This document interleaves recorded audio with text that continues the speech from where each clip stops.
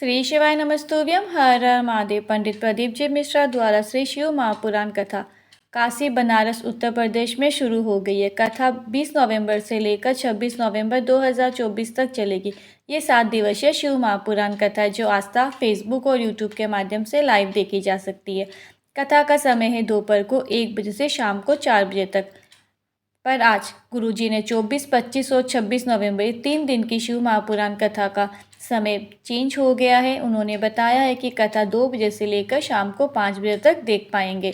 कथा आस्था टीवी और यूट्यूब के माध्यम से लाइव देखी जा सकती है। कथा में गुरुजी ने तारकोटेश्वर महादेव वाला एक विशेष उपाय की जानकारी दी, जिसे करने से जीवन में सभी विपरीत परिस्थितियां जितनी भी आपके जीवन में चल रही है उनसे आप बाहर निकल जाते हैं। उपाय कैसे करना है, कब करना है, इसके लिए वीडियो को अंत तक देखें ताकि कोई भी उपयोगी जानकारी आपसे ना छूटे। इसलिए कृपया वीडियो को पूरा देखें। 24 नवंबर 2024 5वें दिन की कथा पूर्ण हो चुकी है। कथा में गुरुजी ने कुल मिलाकर 17 उपाय पत्र और उपयोगी जानकारियाँ दी है। सभी की जानकारी आपको इस वीडियो के माध्यम से प्राप्त होगी।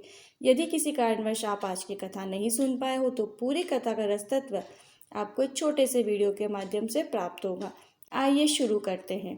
कथा शुरू करते ही गुरुजी ने कहा, हम सिर्फ सुनने के लिए नहीं चाहते शिव महापुराण कथा, बल्कि कथा के माध्यम से जितनी देर तक हम कथा में बैठे हैं उतनी देर तक हम अपनी आत्मा को शिव तत्व से जोड़ने का प्रयास करते हैं और एक दिन ऐसा होता है कि शिव कृपा हमें प्राप्त हो जाती है। बढ़ते कथा की दूसरी विशेष जानकारी की गुरुजी ने कहा, 7 दिन की शिव महापुराण कथा हो या 5 दिन की शिव महापुराण कथा हो, 11 दिन की हो या 21 दिन की शिव महापुराण कथा हो, उस शिव महापुराण कथा में जो 5वां दिन होता है वो शिव पंचायत के देवी देवताओं का दिन होता है।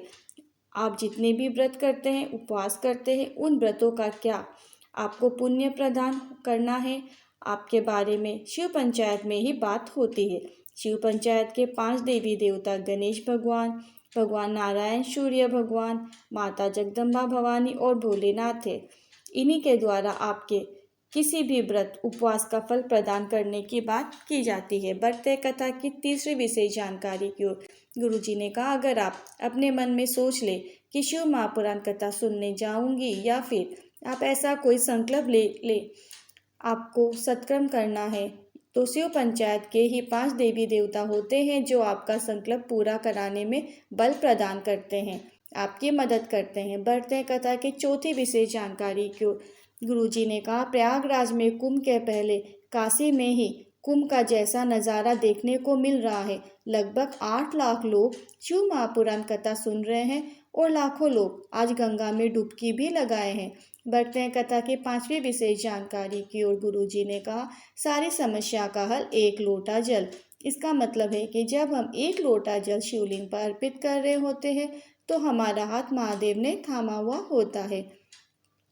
अर्थात जब आप जल चढ़ा रहे होते हैं आपको ये सोचना है कि आपका हाथ महादेव के हाथों में है। बढ़ते हैं कथा की 6ठी विशेष जानकारी की ओर गुरुजी ने कहा, खूब मेहनत करो, खूब पैसा कमाओ, मना नहीं है, पर आपको प्रयास करना है कि आपके किए किसी भी कर्म के कारण किसी अन्य को दुख नहीं होना चाहिए। ऐसा पैसा मत कमाओ जिससे किसी को दुख पहुंचे, किसी का दिल दुखे। ऐसे आप डबल मंजिल घर भी बना लेंगे, लोगों को तो भी निर्भर करते हैं। बढ़ते हैं कथा की 7वीं विशेष जानकारी की ओर गुरुजी ने कहा, जब कभी आप बीमार होते हैं तो सबसे पहले आप अपने नज़दीक के हॉस्पिटल में जाकर प्राथमिक चिकित्सा करवाते हैं।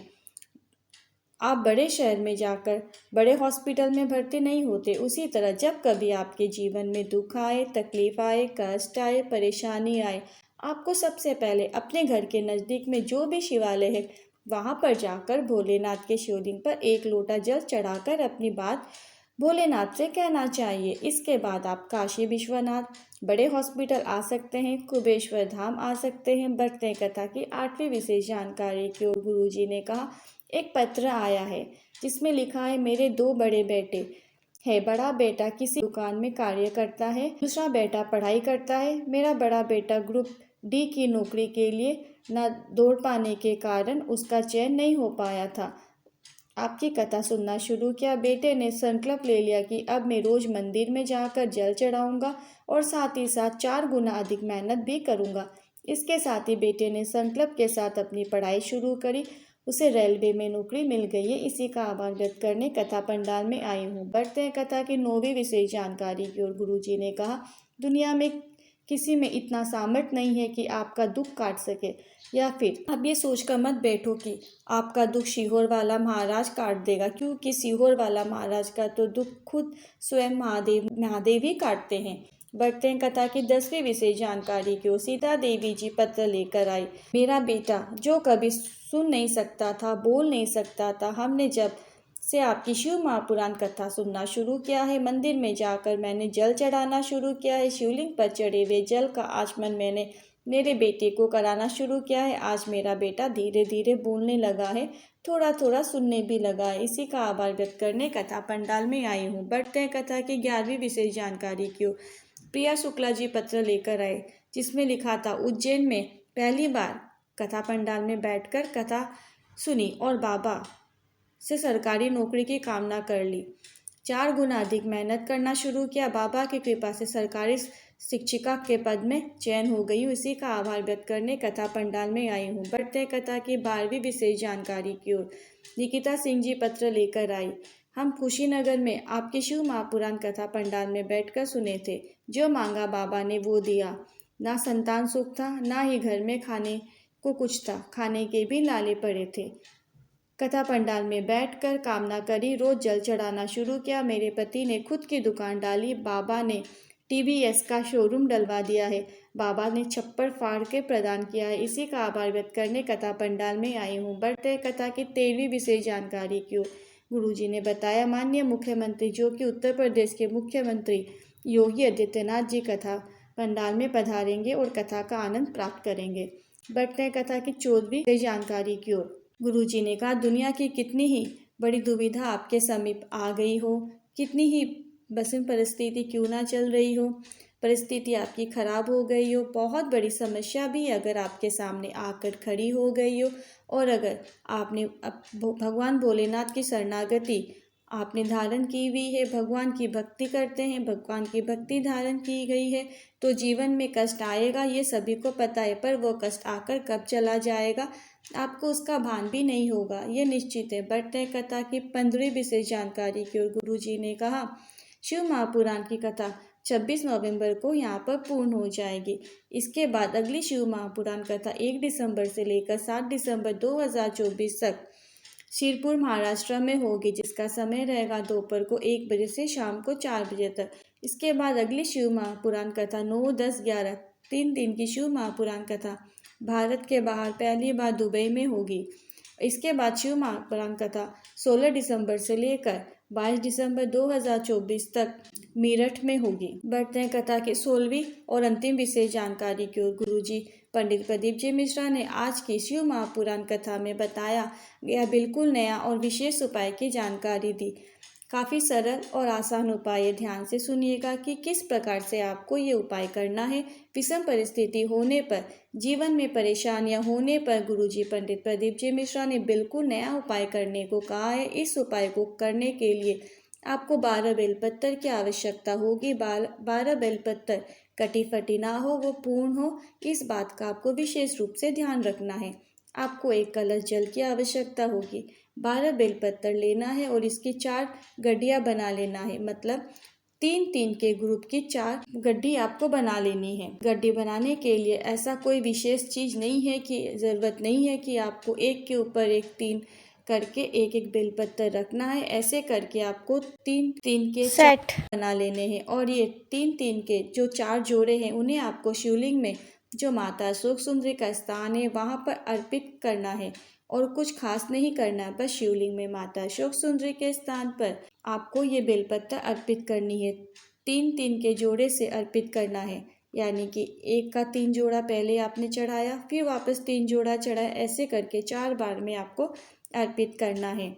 और यदि आप ऐसे नहीं कर पा रहे तो एक साथ भी 12 बेलपत्र आप माता अशोक सुंदरी के स्थान पर अर्पित कर सकते हैं के नाम से आपको समर्पित करना है माता अशोक सुंदरी के स्थान पर। ये किसी भी महीने की 2 प्रदोष में आपको ये उपाय करना है। यानी कि आप कोई भी महीना जो महीना को आप करोगे उस महीने में जो दोनों प्रदोष आती है उसी में आपको करना है। मतलब ये उपाय आपको करने की शुरुआत किसी भी महीने की जब शुरुआत होती है, जो पहली प्रदोष आती है तब से करना है, और उस महीने की दूसरी प्रदोष में भी आपको ये उपाय करना है। मतलब सिर्फ 2 प्रदोष में ही आपको ये उपाय करना है। आपको बेलपत्र को माता अशोक सुंदरी के स्थान पर अर्पित करना है। 3-3 के 4 सेट बनाकर आपको अर्पित करना है। माता अशोक सुंदरी के स्थान पर अर्पित करें, उत्तरमुखी होकर। इस बात का भी आपको विशेष रूप से ध्यान रखना है कि आपका मुख उत्तर की दिशा की तरफ हो। इस तरह से आपको अर्पित करना है, और उसके बाद आपको 1 कलश जल शिवलिंग पर अर्पित करना है। इसके लिए आपको एक विशेष नाम का स्मरण करते हुए अर्पित करना है। नाम क्या है, ध्यान से नोट कीजिएगा। कारकोटेश्वर महादेव। वापस से सुनिए, कारकोटेश्वर महादेव। ऐसा करने से जो भी आपकी विपरीत स्थिति है वो ठीक हो जाएगी। पर आप ध्यान रखें कि जल चढ़ाते वक्त भी आपको कारकोटेश्वर महादेव का नाम का स्मरण करते हुए ही जल चढ़ाना है। गुरुजी ने कहा कितनी भी विपरीत परिस्थिति क्यों ना चल रही हो, वो आपसे दूर हो जाएगी। आप उनसे बाहर निकलोगे, आपको उसका हल निकलता हुआ अवश्य नजर आएगा। गुरुजी ने कहा अगर आप 3-3 बेलपत्र की गड्डियाँ या एक ग्रुप नहीं बना पा रहे हो तो आप ऐसा भी कर सकते हैं कि आप 12 बेलपत्र एक साथ माता अशोक सुंदरी के स्थान पर अर्पित करें। पर आप प्रयास करें कि आप 3-3 की 4 गड्डियाँ बनाकर माता अशोक सुंदरी के स्थान पर तारकोटेश्वर महादेव का नाम लेते हुए अर्पित करें, और फिर 1 लोटा जल शिवलिंग पर तारकोटेश्वर महादेव का नाम का स्मरण करते हुए अर्पित करें। गुरुजी ने 2 प्रकार से बेलपत्र अर्पित करना बताया है। एक तो आप ध्यान से सुने, 3-3 की 4 गड्डियाँ बना लें। अगर आप नहीं बना पा रहे हो तो 12 बेलपत्र एक साथ भी आप अर्पित कर सकते हैं। बाबा से अपने दिल की बात बोल दीजिएगा जल चढ़ाने के बाद, जिसे बाबा ज़रूर सुनते हैं। जो भी परेशानी है बाबा वो अति शीघ्र उसे दूर कर देते हैं। इस वीडियो में बताए गए उपायों से संबंधित यदि कोई क्वेश्चन है, कोई क्वेरी है तो आप कमेंट बॉक्स में ज़रिए पूछ सकते हैं। वीडियो ज़रा भी उपयोगी लगा हो तो अधिक से अधिक लोगों के साथ शेयर करें। वीडियो को पूरा देखने के लिए बहुत बहुत थैंक यू। अब यहाँ तक आए हो तो कमेंट में महादेव का कोई सा भी प्यारा सा नाम ज़रूर लिखें। श्री शिवाय नमस्तुभ्यम। हर हर महादेव।